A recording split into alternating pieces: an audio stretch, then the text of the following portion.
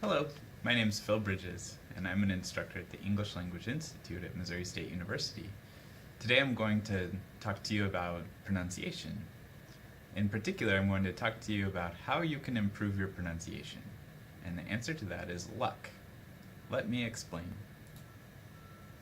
The L in luck is for listening more. If you're going to improve your pronunciation, you need to be speaking English and you need to hear English spoken. You need to start noticing how people are pronouncing their words and their sentences.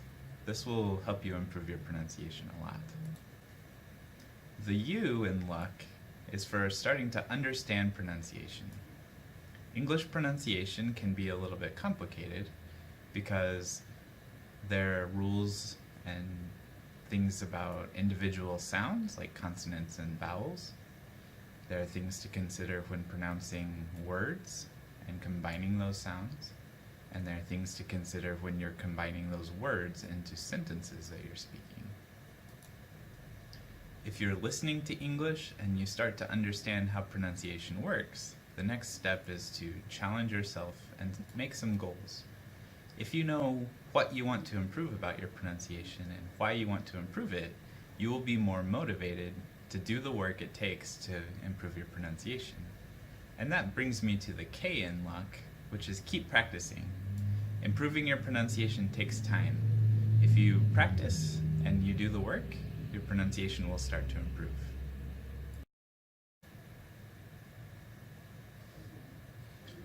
Okay, so let's begin by talking about the first step to improving your pronunciation, which is listening. So, you need to listen to English whenever you can, in as many different situations as you can. These days with the internet, this is not that hard to do.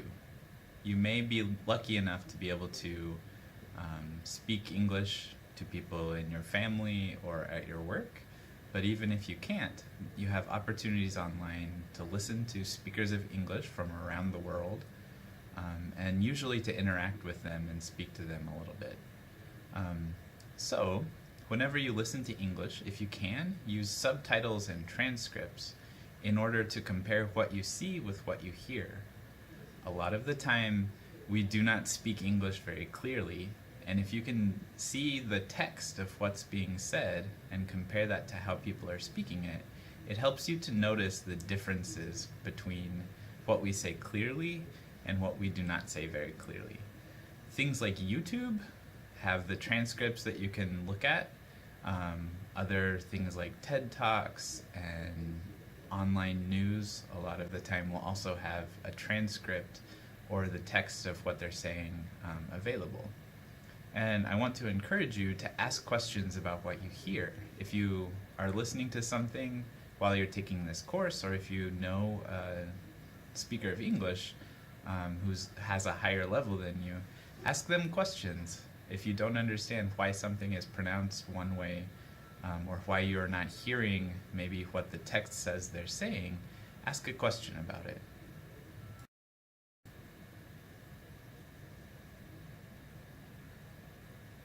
Okay, so this is the complicated step, so I want you to know that you don't have to learn everything right now. In the other videos for this course, and as you work on your pronunciation, you will have a lot of opportunity to learn about these things and talk about these things. So if you do not understand everything right now, or if some of these things are a problem, don't worry. So, maybe the most important step in improving your pronunciation is understanding how it works. Pronunciation in English is made of lots of individual sounds. Mostly these are consonant sounds, things like P and B and R and L, okay? And then vowel sounds. There are about 14 vowel sounds in American English, and we'll talk about those in the next lesson. And then there are combinations of sounds, things like PR in preparation, or BL in black. So sometimes students or people may be able to pronounce each sound by itself, but the combination of sounds can cause problems. With each of these sounds, it's important to consider and think about how your face is moving. It takes some exercise for your face muscles to learn to speak English. Your mouth may have to move in ways different from when you're speaking your first language. Same thing with your lips or with your tongue. All of these things might be a little bit different, and the things you need to do with your mouth to speak a sound correctly might be a little bit different or a little uncomfortable, because if you don't have that sound in your first language, it's a completely different feeling in your face. Another thing to understand is at the word level. In particular, in English, we worry about syllables. These are the number of combination consonant and vowel sounds together that are in a word, and then the stress. So for example, if we take the word example, okay, there are 3 syllables, example, okay? And one of those syllables is a little bit louder and a little bit longer than the others, and that's the M, okay? So it's example. It's not example or example, it's example, okay? So that's what I mean by syllable and stress. Then with complete sentences, we need to worry about a few things. Sentences also have stress. Some of the most important words in a sentence are, again, pronounced a little bit louder and a little bit stronger, and more clearly, really, than some of the less important grammar type words in the sentence, okay? And then with that, those little stressed words fall into kind of a rhythm. English sort of has a natural music to it that we'll talk about in one of the later lessons. Okay? Again, on a sentence level, ideas and the words that make that idea a lot of the time are into a group. We call these thought groups. And sometimes we separate these thought groups with pauses or small breaks or rests. And then, just to keep things complicated, sometimes we combine sounds. So for example, if one word begins with a vowel and the word before it ends with a consonant, sometimes we will combine those 2 sounds. We'll talk about that more later also. And then finally, we use the pitch of our voice, which we call intonation. We use that to show what we're doing with the sentence. So if we ask a question, a lot of the time the pitch of our voice will go up. If we're finished talking, sometimes the pitch of our voice will go down. So we'll talk more about how to use the pitch of your voice in these different ways, which is very important in helping people understand you. Because what you'll find when you're pronouncing things, if all of your individual sounds are perfect, but you have problems stressing the correct syllable in a word, people might not understand you. Or if your words and your sounds are perfect, but you are not stressing the right words in the sentence, or you're doing strange things with your intonation, people may have some problems understanding you, okay? But these are all things that we can improve, but before you can improve it, you need to understand it. Okay, if you're listening to more English and you're speaking English and you're starting to understand what is involved with pronunciation of English, the next step is to challenge yourself and really set a goal for yourself. How do you want to improve your pronunciation, and why do you want to improve your pronunciation? So one important part of setting a goal is thinking about who is your model, who's your pronunciation hero.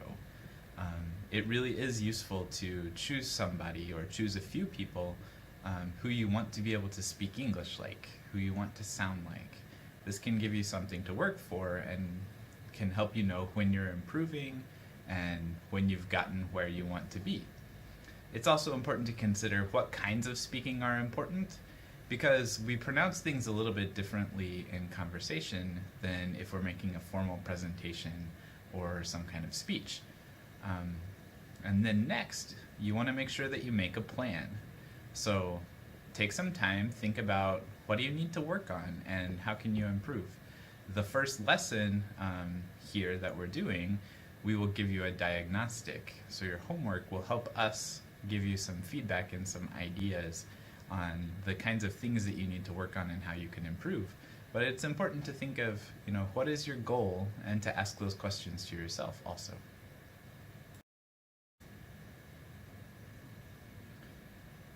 Okay, and the last step is just to keep practicing. The key to practice is to speak English as often as you can. So any chance you can find to speak English, do it. Your pronunciation will not improve if you never practice English, okay? So at work, find somebody to speak English with. At home, find a way to speak English. In your free time, find a way to speak English. Speak English, okay?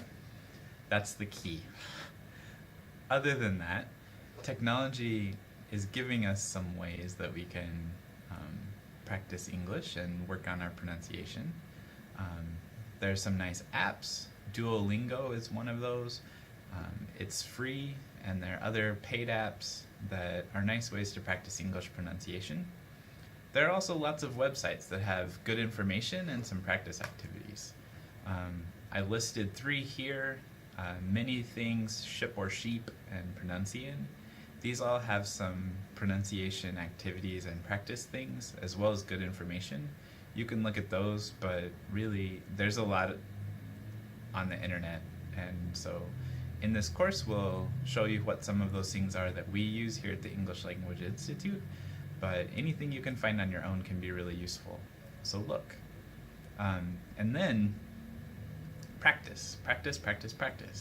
And when you practice, practice individual sounds, practice words, and practice sentences. It's really important, once you understand the different things that are involved in pronunciation, to practice all those different things, because as I mentioned earlier, if you have a problem with one but the others are okay, people still may have a problem understanding you. So work on each, okay? Another key, and this is the uncomfortable key, is to record yourself and listen to it, okay? When you practice, it's good to have a record of your practice. And it can be very uncomfortable to listen to your recorded voice. I know, I'm recording this video and that's a little bit strange, but it's really useful. We don't always know what we're saying or what we sound like, and so if we record a video or we record an audio of ourselves and listen back to it, it's a good chance to, again, know what kind of progress we're making and think about how to improve. And the most important thing is just to be patient. Set your goal, practice and work for your goal, but know that it might take some time. There are a lot of things involved in improving our pronunciation, and it takes time. So don't worry if it takes time. You'll get there. Okay, now I'm going to introduce your first homework assignment. So this first assignment is a diagnostic.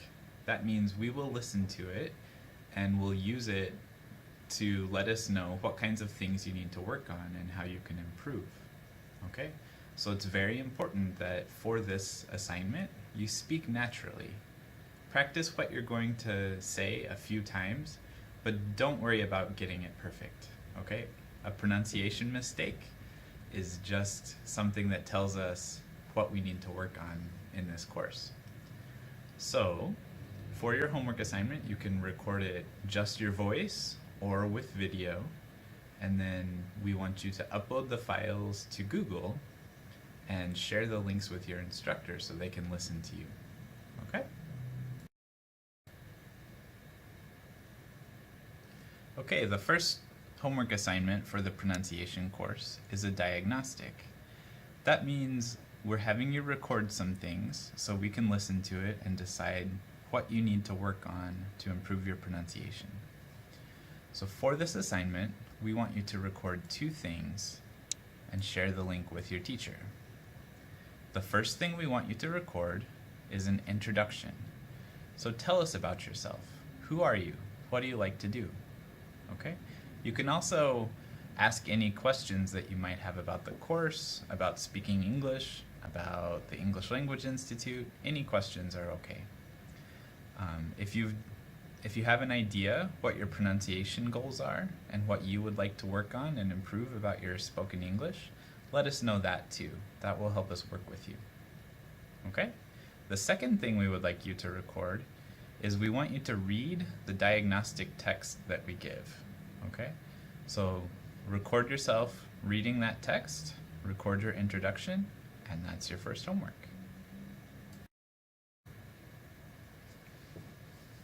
Okay, so I'm going to give you an example of what your homework might be. So this is my introduction. Okay? Hi, my name's Phil Bridges. I'm an academic specialist at Missouri State University's English Language Institute. I've worked here since 2007, and I love working with students. I've taught in the EAP's intensive English courses and various special programs. In 2016, I started working with the CELTA teacher training program. When I'm not teaching, I enjoy spending time with my wife and kids, reading novels, playing guitar and bass, and watching baseball. That was the first part. This is the second part. So this is the diagnostic text that we want you to read, okay? It's a short paragraph about Boomer Bear. Boomer Bear is very famous at Missouri State. So if you come here, you can meet him. Okay, here's the text. Boomer is the mascot for Missouri State University's sport teams. Over 100 years ago, the school decided to be the home of the bears because the animal can be found on the state's flag. Recently, students have asked to replace Boomer. He's always happy and smiling and not scary, angry, or annoyed like other teams' mascots. However, other people, especially children, love our friendly bear. What do you think? Okay, so make a recording of that and send that to your teacher.